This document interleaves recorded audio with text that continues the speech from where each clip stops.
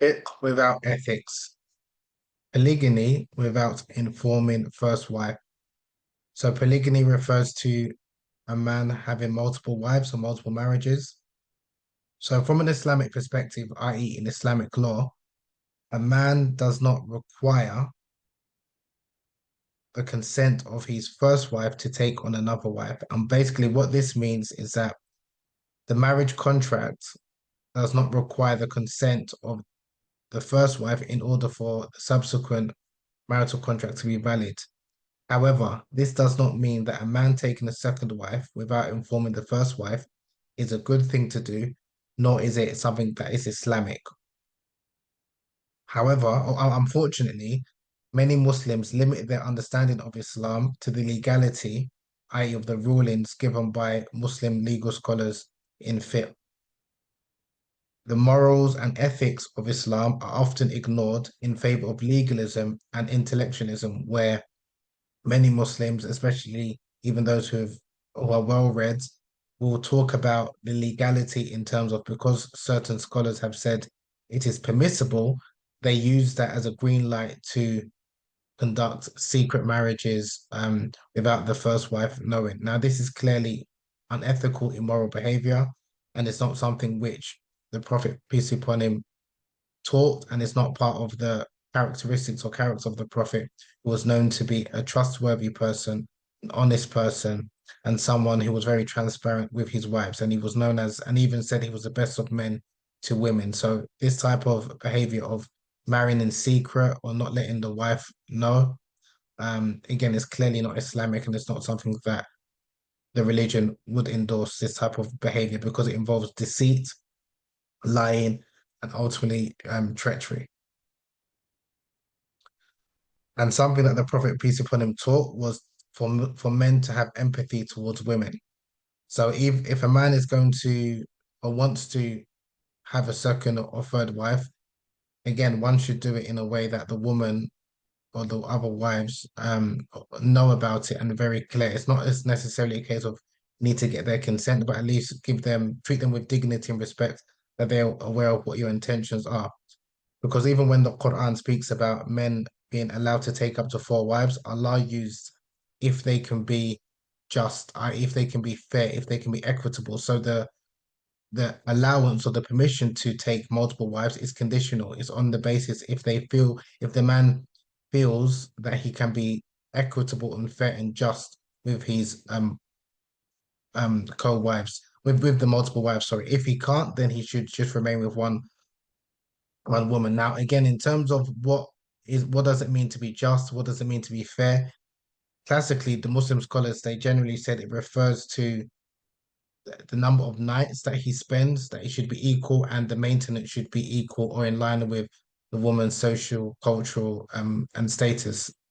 That being said, and also that obviously will vary from man to man. Now, there are some men who who don't really even have any money, who don't even really have, who can't even really provide for a woman, yet they will take on another wife because they're very egotistical. They feel that because they want to either experience another woman or they feel that their sexual desires is too high for their current wife.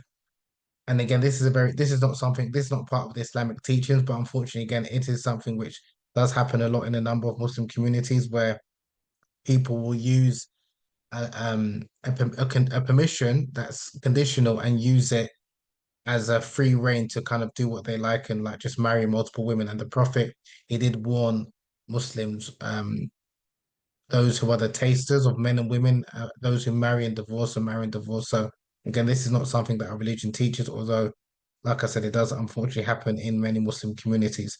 So it's also important to understand the difference between something that is halal, meaning permissible from a fit perspective, i.e., from a perspective in Islamic law, doesn't necessarily mean that it is good, something that is wholesome or moral from an Islamic perspective, because there are many things that are halal, i.e., technically legal, technically permissible to do, like a 22-year-old woman can technically marry a 98-year-old man. It's halal, but it doesn't necessarily mean that that is what he should do. So, so that's like an example that not everything that is halal or permissible is a blanket. um permission for someone to kind of do something, especially if you know that it can cause greater harm. So this is where one needs to take into consideration the cultural context, the person themselves, and overall whether they think that this is a net positive or net benefit thing to do, or if it's a net harm it's going to cause. So again, I just wanted to touch on that issue because again, there does seem to be some Muslims who either romanticize polygamy or others who kind of can completely demean it and talk about it as if it's something which is inherently evil, which is not. Polygamy is part of, or polygyny to be more precise, is part of our religion. It's part of our tradition. It is something that is a lawful marital arrangement and it should be respected. People who are in polygamous relationships, the men and the women alike, they should be respected. Women who are in polygynous relationships should not be shamed and they should not be seen as a less of a woman, and neither should the man be seen as some form of deviant or sexual predator because he has multiple wives or hypersexual. Just because another person doesn't like polygamy themselves or they're uncomfortable with it, it doesn't mean that they should abuse the institution as a whole or make generalized, sweeping generalizing statements that like no Muslim man can practice polygamy nowadays because there are a number of Muslims who are happy, might not be ideal, but there are many people who are in polygamous relationships and it's lawful. So we need to respect polygamy as honorable practice, the same way we respect monogamous relationships. I mean, especially for anyone who is in a polygynous relationship, especially for the women, but also can happen to the men as well. You shouldn't feel pressured to justify or explain yourself in terms of why you're in this polygynous relationship, especially to someone who has ill intent or who just wants to gossip and make fun of it or to pry or. So these are some of the things I just wanted to share because polygamy is a controversial topic for a number of Muslims. In other Muslim cultures, it's actually completely normal.